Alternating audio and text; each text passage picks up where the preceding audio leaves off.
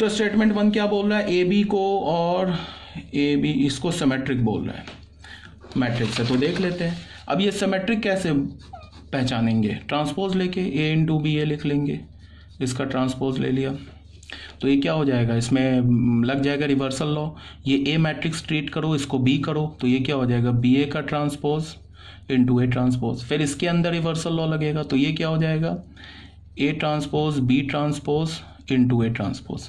अब ये A transpose A के इक्वल है, बी ट्रांसपोज बी के इक्वल है तो ये हो जाएगा A B into A transpose. फिर यहाँ पे एसोसिएटिव लॉ लग जाएगा यहाँ पे, तो इसको हम क्या लिख सकते हैं ए into B A.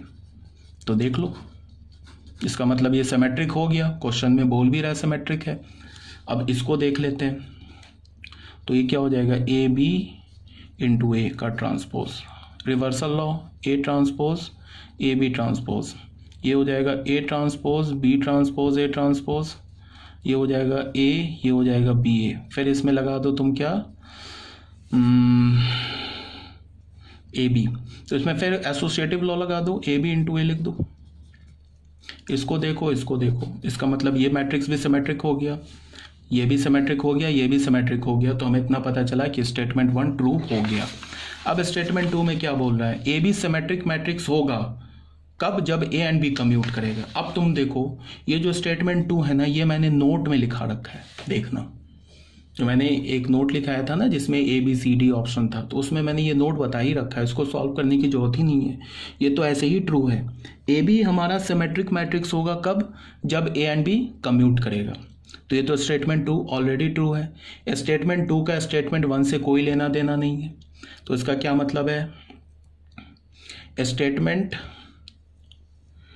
A B commute करेगा तो इसके लिए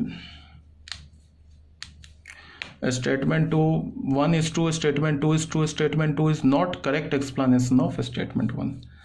ठीक है, कोई लेना देना नहीं है, तो इसका मतलब क्या हो जाएगा कि स्टेटमेंट 1 ट्रू है, स्टेटमेंट 2 भी ट्रू है, और जो 2 स्टेटमेंट है वो 1 स्टेटमेंट का करेक्ट एक्सप्लेनेशन नहीं है।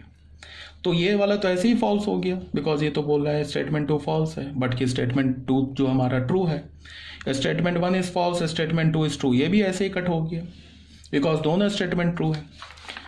अब यहाँ और यहाँ में प्रॉब्लम है, डी और इसमें प्रॉब्लम है। डी में बोला है statement 1 is true, statement 2 is true, तो दोनों तो ट्रू हो गया। Statement 2 is a correct explanation for statement 1।